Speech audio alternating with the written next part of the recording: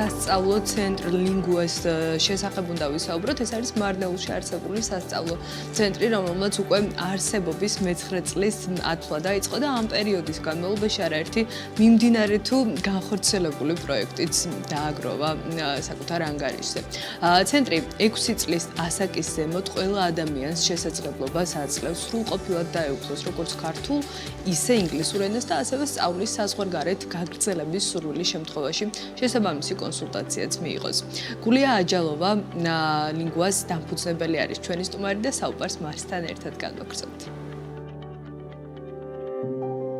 გულია აჯალოვამ 2017 წელს დაამთავრა ილიას სახელმწიფო უნივერსიტეტი ბიზნეს ადმინისტრირების მიმართულებით, ხოლო 2020 წელს დაიცვა მაგისტრის ხარისხი საერთაშორისო ვაჭრობასა და მარკეტინგში ბაშკენტის უნივერსიტეტში. გულია აჯალოვა ლინგუას დამფუძნებელი გვერდდება ახლა პირდაპირ ეთერში. გულია, მოგესალმები? გამარჯობათ, მოგესალმებით.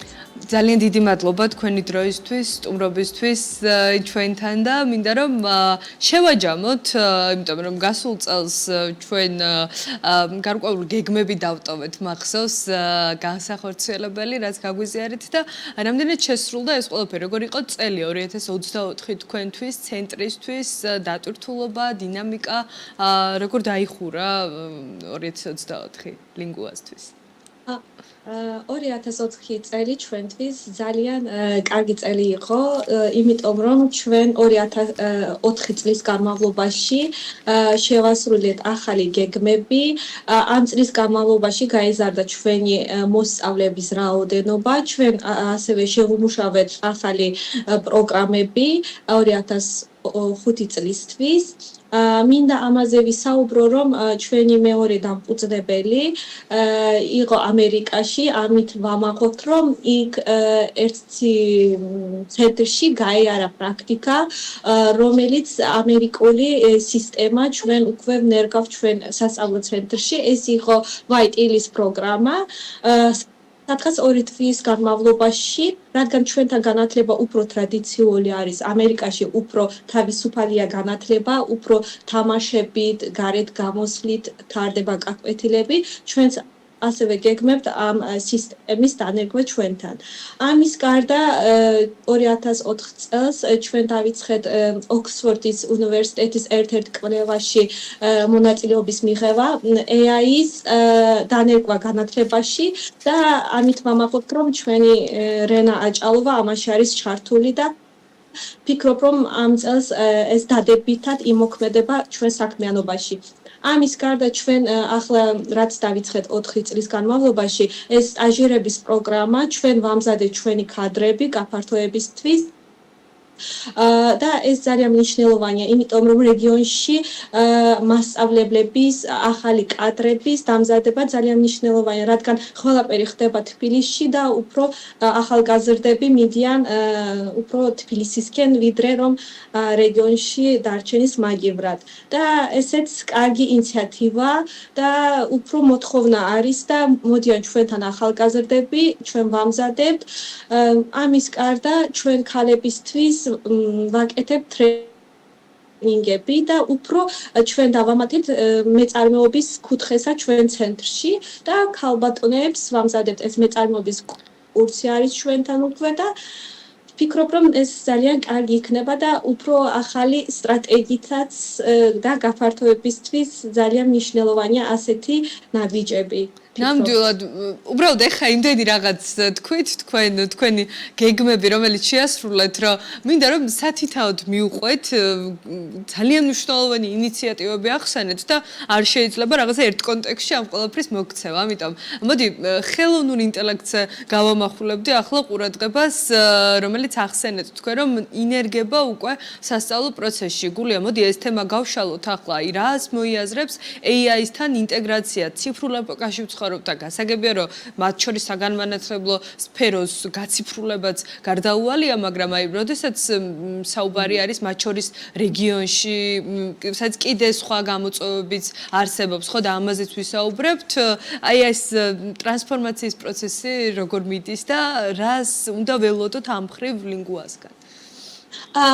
როგორც იმაზე ვისაუბრე, რომ ჩვენ ორნი ვართ, ჩემი და და მე, რენა აჯალოვა უფრო ახალი პროექტებზე მუშაობს და ახლა საზღვარგარეთ არის შვედეთში და აგრძელებს მაგისტრატურას იქ და სულ ასეთ პროექტებში არის ჩართული, რასაც ხდება თქვათ, რომ რაღაცა ახალი ფორმი თქვათ ევროპის რომელიმე ქვეყანაში ან რაღაცაში და არის ჩართული. და ვფიქრობ, რომ ეს ძალიან ჩვენი საქმიანობაში ეხმარება და სულ ჩამოდის ჩვენთან და ორ თვეში, სამ თვეში ან ონლაინ ჩვენი მასწავლებლები არიან ამაში ჩართული. როცა ასეთი რამ იყო ოქსფორდის იმაში გამოცხადებული, რომ ასეთი პროგრამა არის, ჩვენი ცენტრის სახელი, ჩვენს განაცხადი შევიტანეთ და გავიმარჯვეთ. ახლა რენა აჯალოვა არის ამაში ჩართული, იმიტომ რომ ახლა ყველაფერი მიდის AI-ის და ინტელექტუალური იმაში განვითარისკენ და ჩვენ ზუსტად ამიტომ დავიწყეთ და ახლა ეს AI-ის გამოყენება არ არის ცუდი, თუ სწორად იღენებთ. ზუსტად იმაში კარგია, რომ ჩვენ უნდა სწორად გამოვიყენოთ, იმიტომ რომ ახლა მთელ მსოფლიო მიდის ამისკენ და თუ ჩვენ სწორად გამოვიყენოთ, ახლა ამბობენ რომ თუ AI იქნება ისეთი სფეროები დარჩება ადამიანის საქმის გარეშე, მაგრამ ეგრე არ არის. თუ სწორად ვიღენებთ და თუ ადამიანები იციან როგორ იღენება ეს AI და ჩვენ ზუსტად ამის დავიწყოთ სწავლა და ნელ-ნელა იქნება ჩვენ სასწავლო ცენტრში ამის დანერგვასაც. ახლა დიახ. კი ბატონო, არა, დაასრულეთ თუ აპირებდით რაიმეს დამატებას. ამ შემთხვევაში ჩემი კითხვა მიმართული არის დღეს უკვე აი ეს ყველა სიახლე რამდენად უკვე აქტიურად არის ჩაინტეგრირებული სასწავლო პროცესში და აი რა შესაძლებლობას აძლევს ეს ყველაფერი თქვენს მოსწავლეებს, როგორც ენის ცოდნის და გაღრმავების თვალსაზრისით იქნება ეს ქართული თუ ინგლისური, ასევე სხვა მიმართულებებით, რომელზეც ხართ ფოკუსირებული. იცით როგორია, სადაც ახალგაზრდები უკვე იციან ამ AI-ის შესახებ და იღენებენ. მთავარია რომ ეს არა მხოლოდ AI, ზოგადად ეს შესრულებული გეგმები, რაც თქვენ ჩამოთვალეთ მთლიანობაში.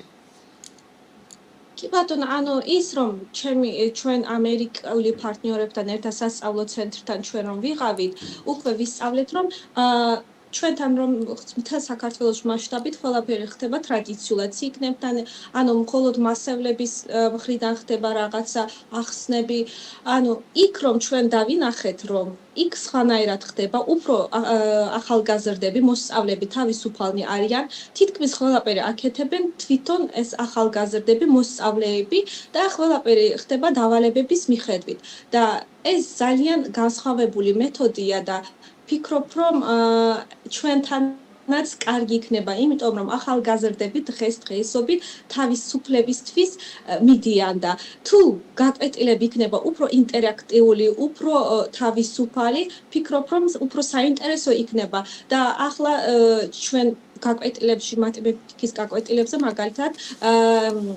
ვიღენებთ ახალი მეთოდებსაც და უკვე მშობლების კუთხიდან ხდება რომ ისინიც უნდათ მაგალითად ვიღენებთ რაც სიახლეები არის ახალი თვლის მეთოდები, რასაც სხვა ქვეყნებშიც არის და ვფიქრობ რომ ესეც ძალიან მნიშვნელოვანია.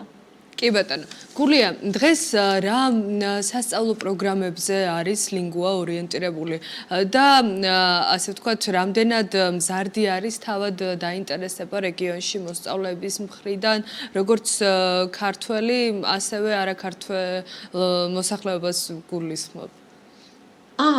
ჩვენ და ძირითადად ინგლისურზე ძალიან არის მოთხოვნა, გერმანულზე არის მოთხოვნა, ბოლო პერიოდი 2 წელია რომ ჩვენ ეგოში მოდიან და ამბობენ რომ გერმანულის სწავლა უნდათ. კიდევ ძალიან არის მოთხოვნა ქალების ისეთ ასაკში 50-ის ზევით ვამბობ, მოდიან და ქართულზე არის ძალიან მოთხოვნა. ადრე რომ ასეთი რამ ჩვენ რეგიონში რომ ქალბატონები ეს დიასახლისებზეც ვაკეთებ, მოდიან და ამბობენ რომ ჩვენ სწავლა უნდათ ქართულის სწავლაზე ძალიან ბევრი მოთხოვნა არის. არა მხოლოდ ჩვენ ცენტრში, ასევე ეს ქალბატონები ბატონოებიც მიდიან კოლეჯში, ჩვენ ვამზადებ ქართულ ენას, მერე აბარებენ საზოგადოებრივ კოლეჯებში და ფინანსებზე და რაღაცებზე სწავლობენ და მერე იწყებენ ბაგებაღებში მუშაობა, თქვათ, ბანკებშიც მუშაობა და მოთხოვნა გაიზარდა. ახლა არც ერთი ქალბატონი არ უნდა სახლში ჯდომა და მართლა ეს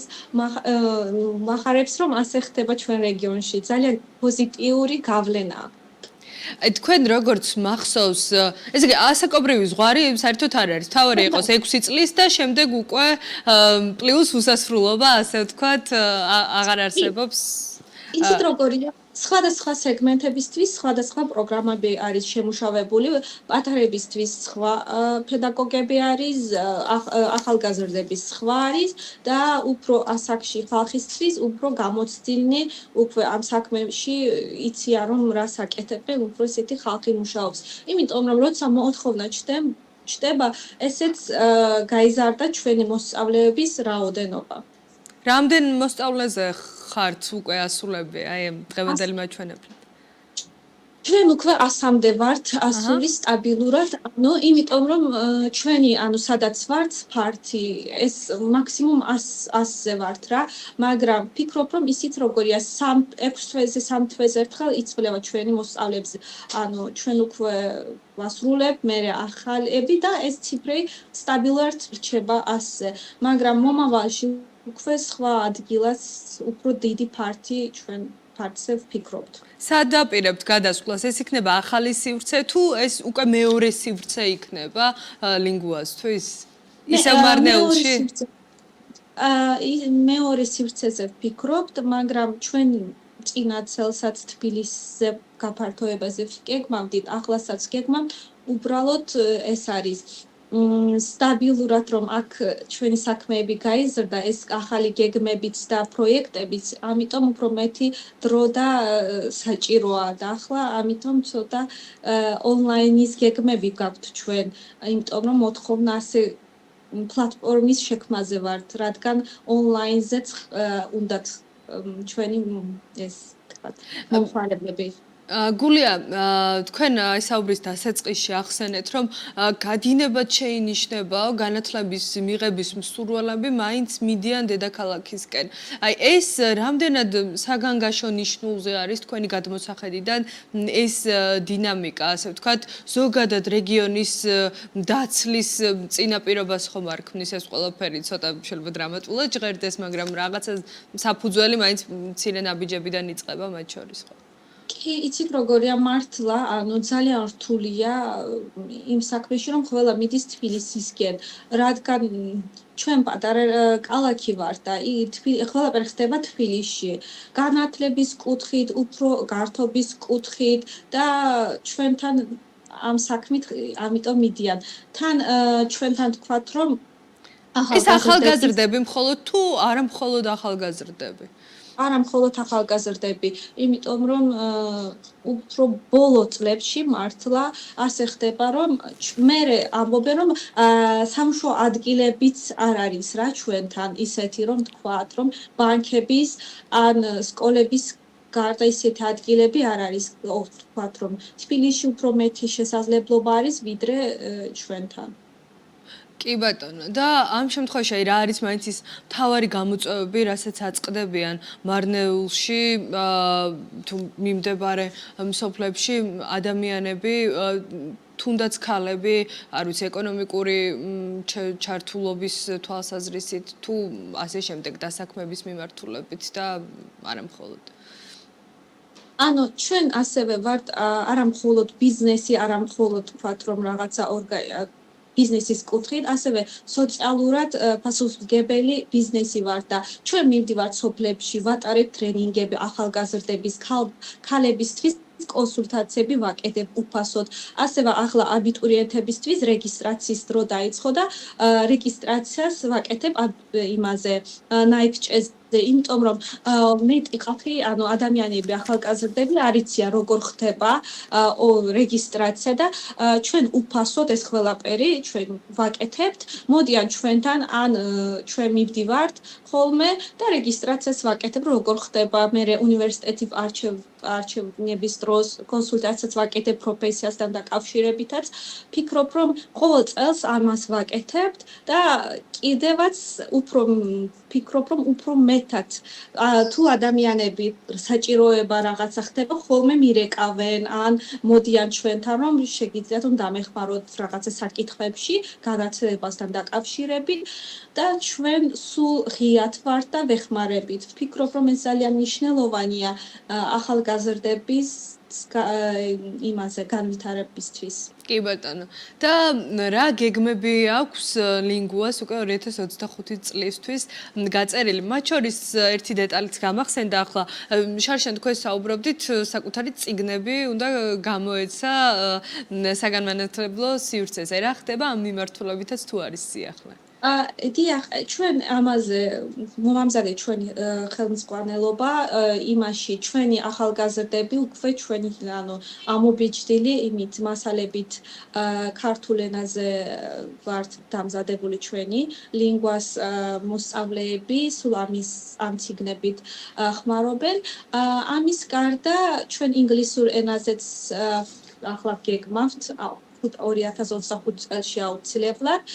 ამის გარდა გეგმები იმაზეა, რომ მთავარია რომ ონლაინ პლატფორმის შექმნა და ამის განვითარება, იმიტომ რომ ჩვენ უკვე სოფლიოში განვითარებული და სიახლეებთან დაკავშირებით ვინდათ რომ ჩვენი საქმიანობა იყოს უფრო საერთაშორისო და ვფიქრობ რომ ამაში რენა ძალიან დამეხმარება და გააკეთებს ეს ყველაფერი. იმიტომ რომ ამისთვის საჭირო ცოდნა და განათლება აქვს.